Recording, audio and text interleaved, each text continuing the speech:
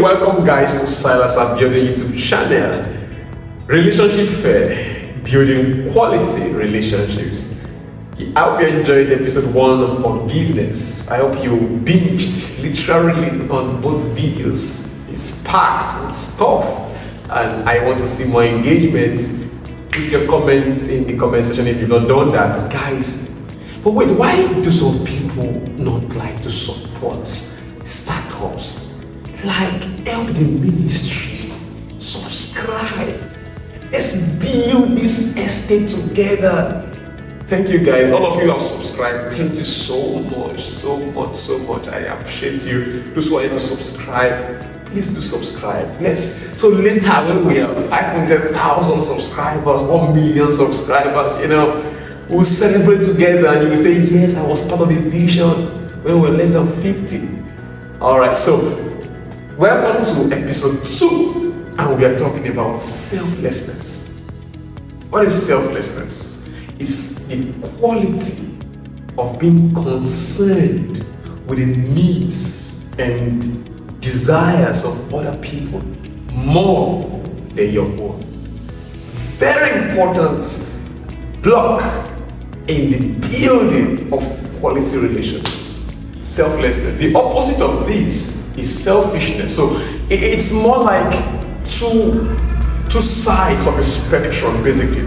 So I've read several articles and I've seen some comments on this, and many persons, many experts believe that it's impossible to be at both extremes. Meaning, you cannot find someone who is 100% selfless.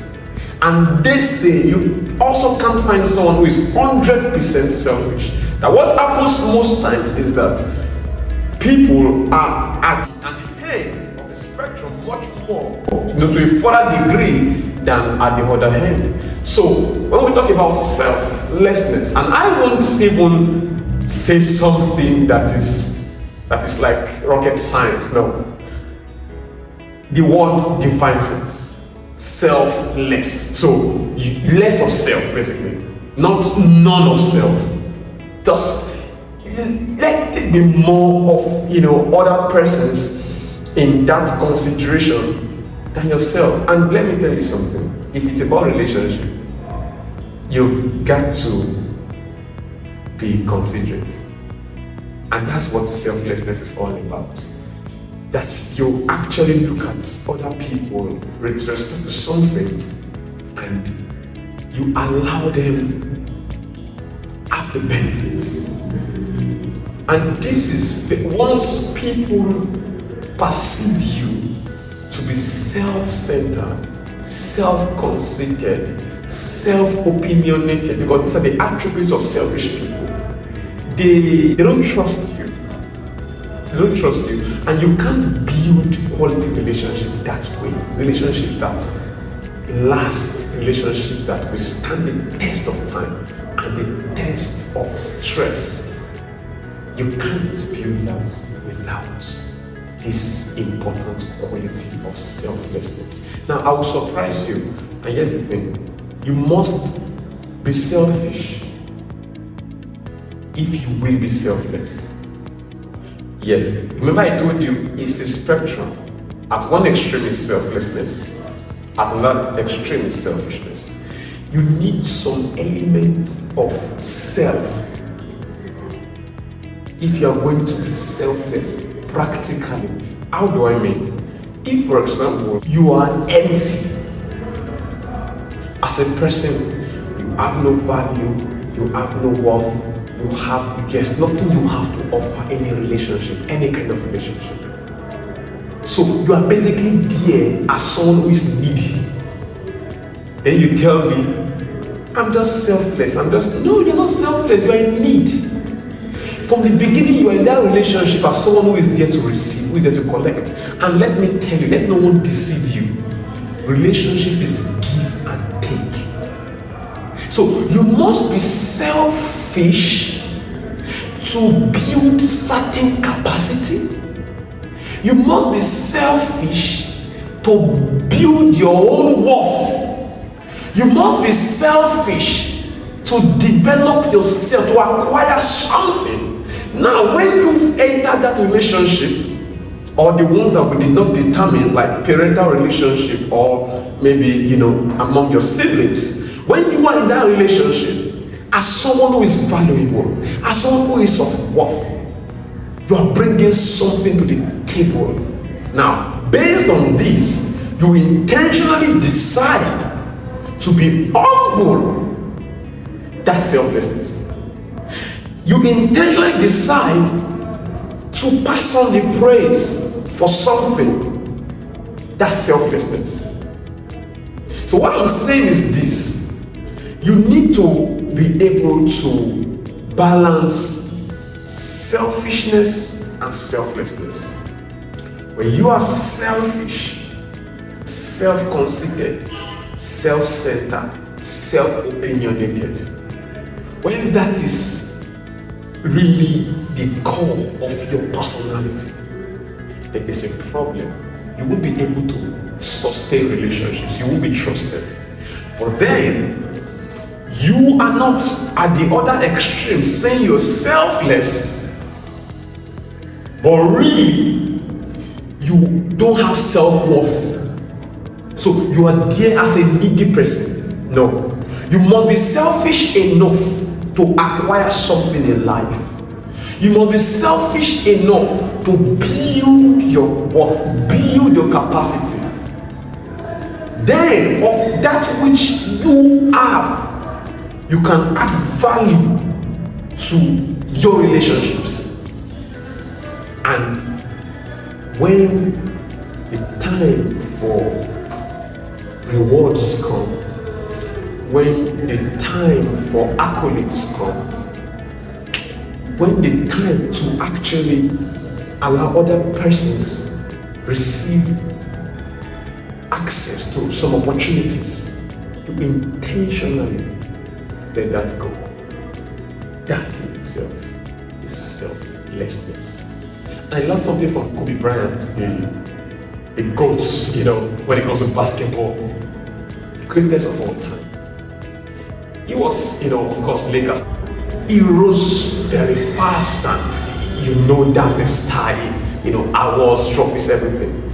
But do you know, at the later part of his career, when he had understood a lot about the game, about life and everything, he began to see things from a broader perspective, from a different lens. And according to him, he said this himself, that he intentionally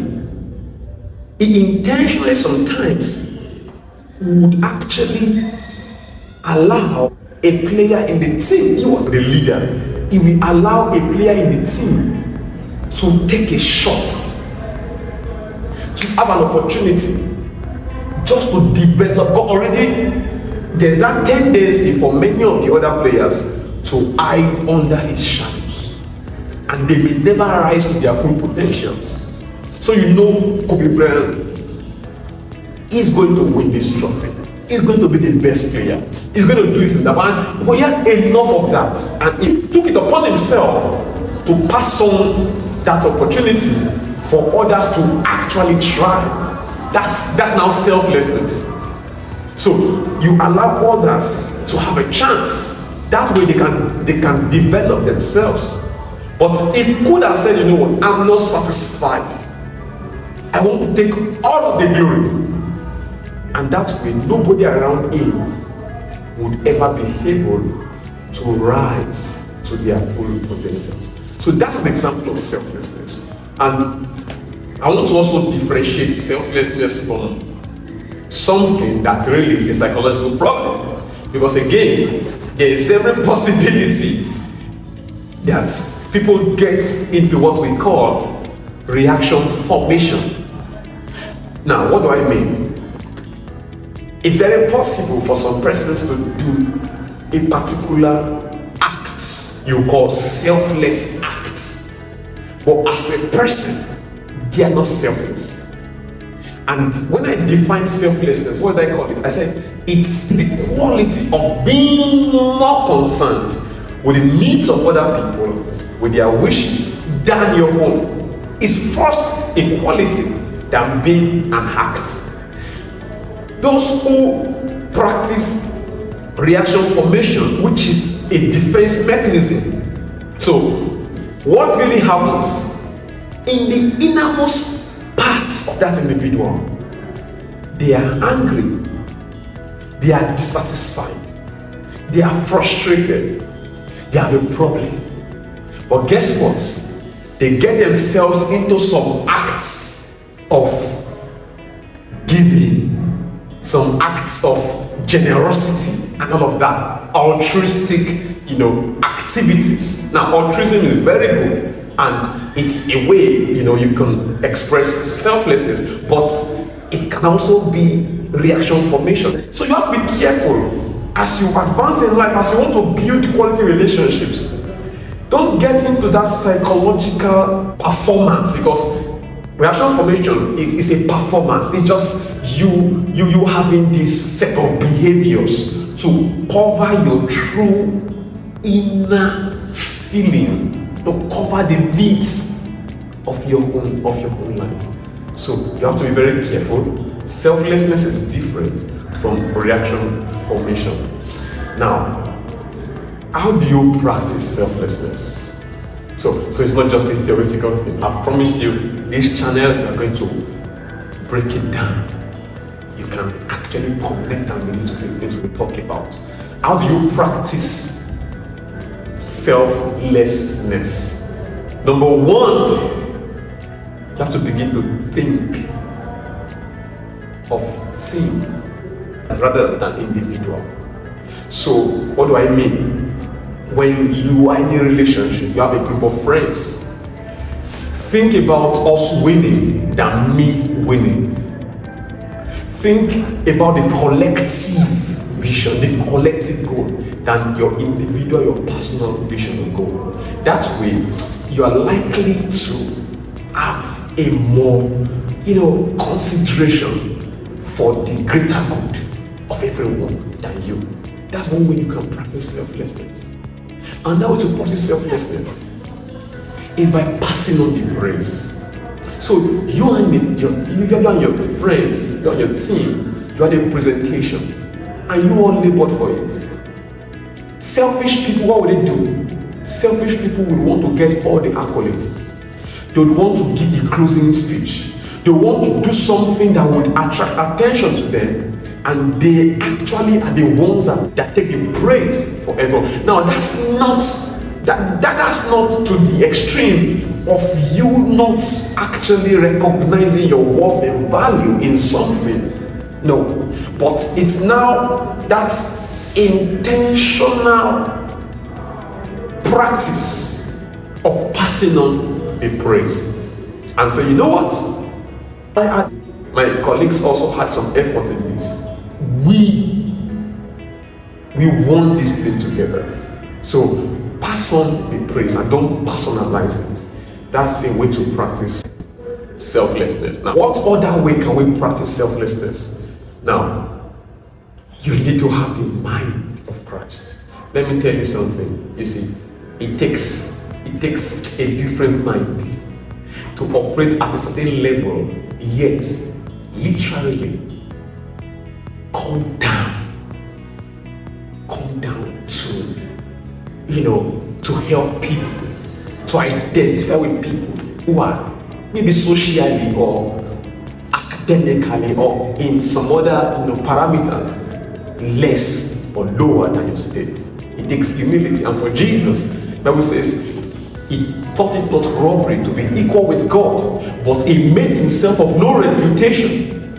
He humbled himself even to the point of death. That is selflessness. That is selflessness. Now, understand this. Jesus did it from a state of abundance. So he had power to lay down his life and to pick it up. And he did that. He laid down his life and he picked it up on the third day. So understand that Jesus was giving his life from a place of abundant life. So when you say you're selfless, understand that you've grown, you have capacity, you have abundance and you are giving that thing. You have power, but you are letting it go because of a greater good. So I believe that has been helpful. Practice selflessness. It will help your relationships. Practice selflessness. It's going to improve the trust. And let me mention this. You see, there's a connection between selflessness and humility. There's a connection between selfishness and pride. Sometimes when you watch it, people who are selfless, they are humble people. People who are selfish, their idea, their opinion, their decision, their way, they must have their way, they must have their say. Most times those people, they are proud. And you want to begin to look at your own life. Why has your relationship not been what you desire or expect it to be? Maybe you've been proud. Maybe you've been too self-conceited, self-opinionated.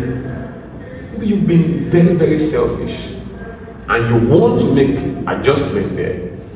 And I can tell you, if you practice these things about selflessness, you would see the difference you make in your relationships, and you will get the feedbacks from those around you, and I can tell you will be grateful for this. Okay guys, so I need to learn how to say this better. Subscribe to my YouTube channel, please. You see this subscribe button right there, click it and subscribe. I need that. That's the only way YouTube is going to recommend these videos to other people. Like it, comment, share and subscribe. So that's it for today. Relationship fair, building quality relationships. Silas on your YouTube channel. Thank you for watching.